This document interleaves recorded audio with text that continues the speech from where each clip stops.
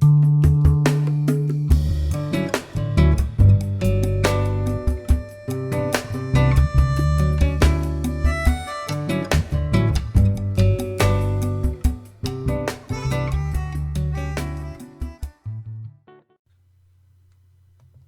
guys, it's Kelly Latavola here, and I'm back today with a video for Altenew. I'm participating in their Summer Fun Video Hop.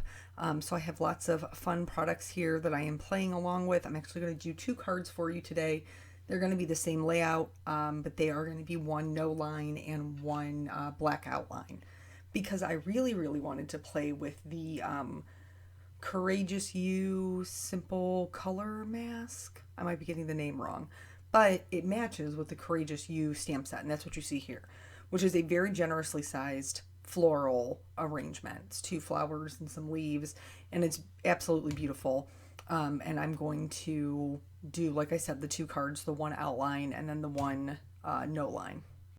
So self-admittedly, I should have started with the no line one first. I'm going to tell you that now. I was very nervous I wouldn't be able to get all of the black ink off. I did use a ink that's safe for alcohol markers because I'm going to be using the Altenew artist markers, if I could talk, to color these in. But I wasn't sure what my color palettes were going to be. I had not yet picked that out, but I knew I wanted to do the concept of the outline with the no line and then using that stencil. So here, because it's the first time I used the stamped, I just went ahead and inked it up and stamped it twice. And then I cleaned up the stamp really well with some stamp cleaner and then moved on to stamping it no line. I actually used 3 different of the mini cubes, and I just kind of swatched them all out here so I could see what colors I wanted. And I ended up going with I think it's Pink Pearl is what I stamped in, which is the lightest color, like coral color. So I stamped the flowers in that, and the mini cubes are important for this because they give you a lot more control if you're trying to stamp something in 2 different colors like I am here. So I inked the flowers up in the Pink Pearl, and then I stamped the leaves in Mountain Mist. So just make sure you take your time with the little mini ink cubes. I know when a stamp is large, it can seem kind of tedious, but you don't want to miss any spots either. So I was just very careful going around those leaves.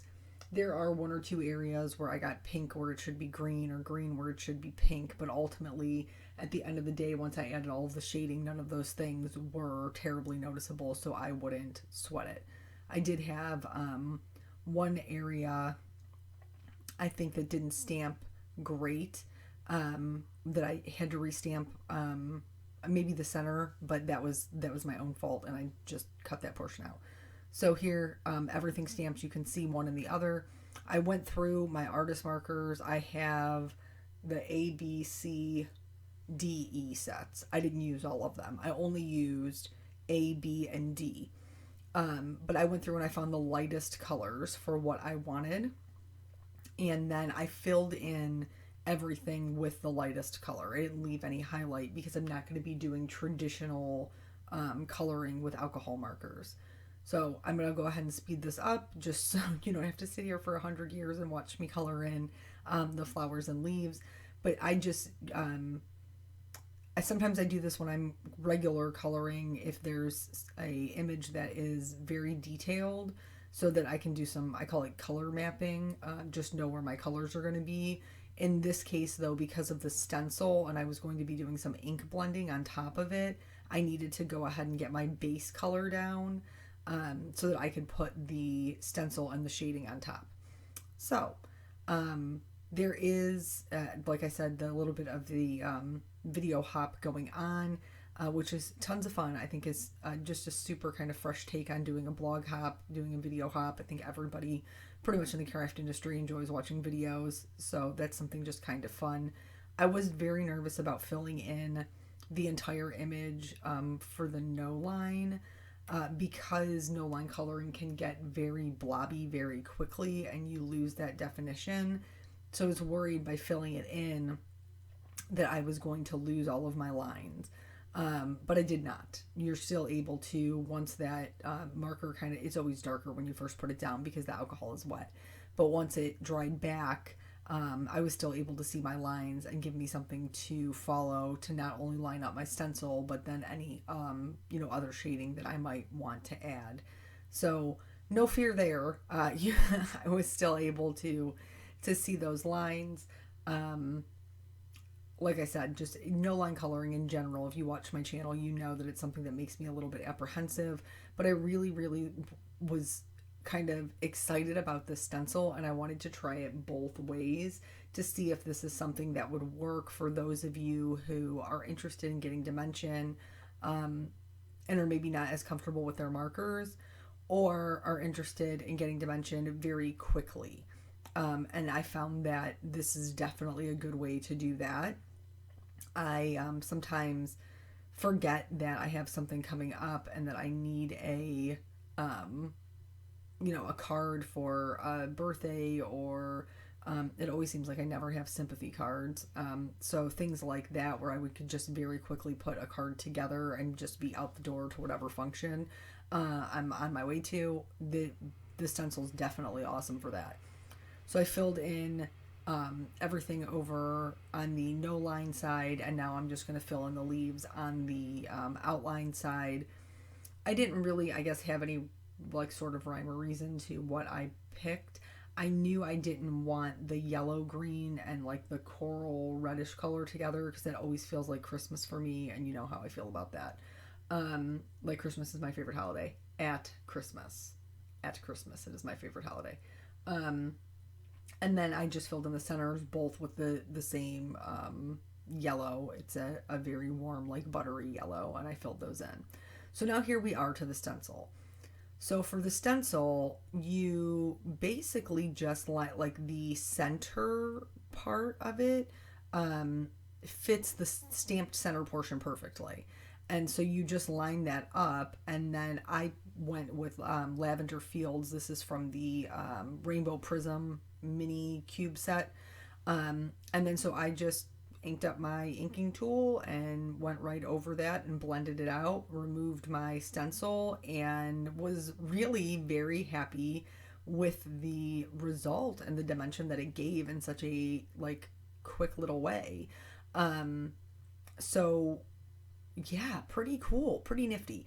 Some tips on using the stencil, though, I will tell you, because it is one stencil and all of the pieces are very close to each other.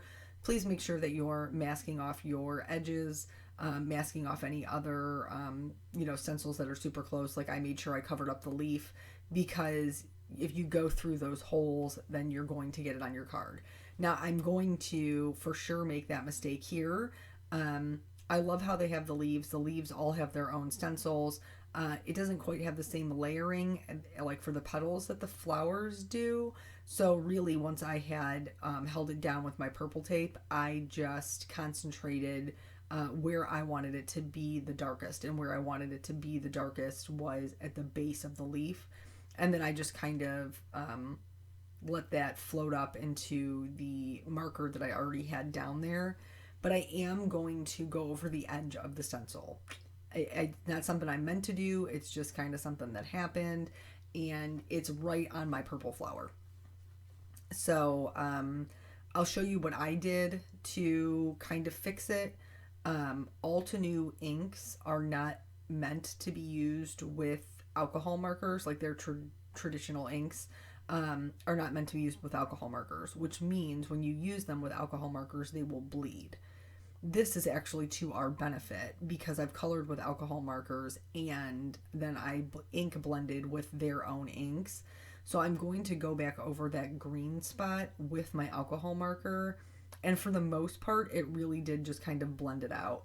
I could have used my colorless blender, but I was very nervous that it would take out too much of the color and then my stenciling would look off. So that one is done for now. We're going to move on to the no line coloring one. And for that one, I'm shading with Coral Berry. And I think either A, I got too heavy handed, or B, I chose too dark of a color to begin with. In this particular set, the only one before the Coral Berry is the pink pearl. So I just went one up. but I think maybe I was a little bit too heavy-handed with it. There was too much of a difference between the colors that I used and then the ink blending that I did, because or it's really honestly, it could just be because there is no outline. This one just needs more shape given to it than the stencil allows. And then for the the leaves, I used, what did I use? It wasn't Ocean Waves, because that was the blue background, which we haven't even gotten to yet. I used one that I cannot remember the color of. Oh, it's the one that's from Seashore. That's what it is. Maybe it was Lagoon. Hold on. Let me look. I'm going to look while we do this. No, it was Aqualicious. So that's the one that I used for the leaves there. Now, guys, I love dimension. I love details. So here, I wanted to kind of show you how you could go back in if you were looking for even further detail, but still keeping it very simple. The artist who drew these gave us fantastic guidelines, and so I'm just going in with a darker shade of purple, and I am just flicking a little line of color over the line that is already there. I'm not going to blend it out. I'm not going to go back over it. I'm not going to color this whole thing like I normally would, lightest to darkest, darkest to lightest, all that jazz.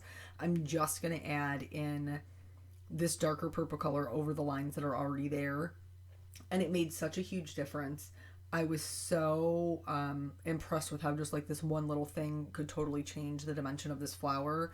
But because we have the stenciling and then adding in that little bit of darker color, you could for sure go in and add this darker color also to like the deepest crevices of where the petals meet, and that would work well. But even just this simple little thing was a great way to add a ton of dimension. So for the leaves, which we'll be getting to shortly, and I did them both the same way. So here's just the darker lines added to it. For the leaves, I did have to use more than one color. And the reason that is because it's not, the stencil isn't as detailed for the leaves. And so I felt they just needed a little bit more help to have some dimension added to them. I don't think they looked bad with the darker color, and that's what I'm doing here, which is the same thing I did for the flower.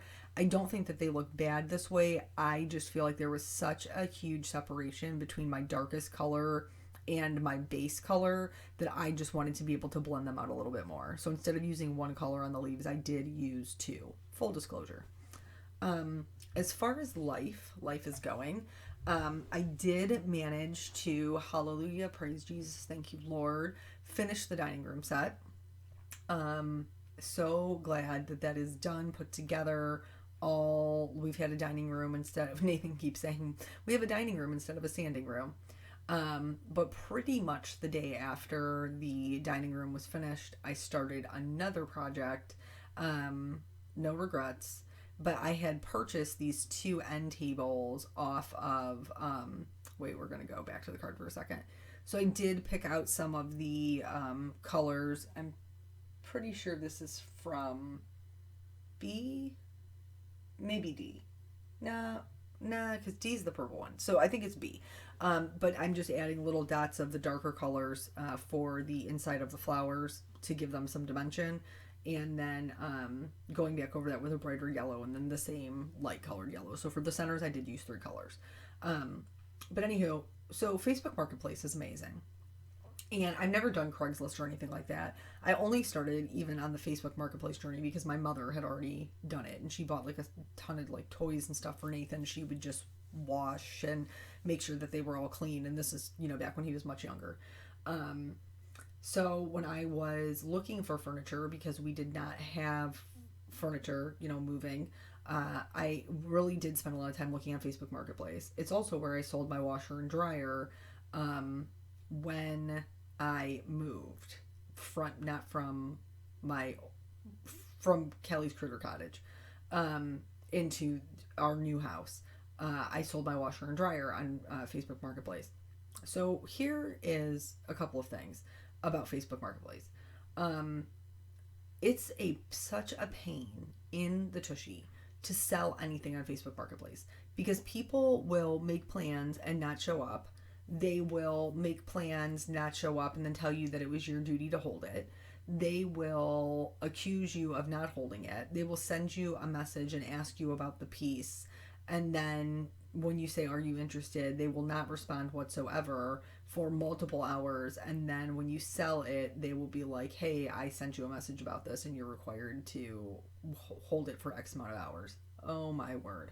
So basically, I'm just not a part of any of the groups that make you hold it for, I think the longest one that I'm a part of is like you have to hold it for 8 hours, to give people, like, you know, in case they're at work or something, to give them time to respond back. But I had multiple people who were set up to, I think I only had one person who was a no-show for the washer and dryer, and then the next person did show up, and I was done with that. But there, I had a vanity that I had purchased from, I think it was Second City or something, and I needed it in the other house. I thought I did. I didn't even end up using it, y'all. I'll be real with you. I thought I needed it, and then in this house, I definitely didn't need it. So I didn't want to have to move it if I didn't need to move it. So I was trying to sell it. I had so many people who made plans to come pick this thing up and then would never show up. Like, I'm coming. No, I'm not. I'm coming. I'm never answering you again. I'm coming. I completely ghosted you. Like, they were not coming. So finally, I did end up selling it well after we moved. I sold it from this house. And then my own experience of purchasing things. Most of the time, I have not really had any issue in purchasing things. Most people do like porch pickup, which is great, especially now with like times of Corona. Like, I don't want to have to interact if we don't have to. And I'm really currently not buying anything on Facebook Marketplace. But so I had found these end tables. This guy was selling them, and it said that he was in the city next to mine. So super simple, whatever, 5-10 minutes down the road, grab the things and move on.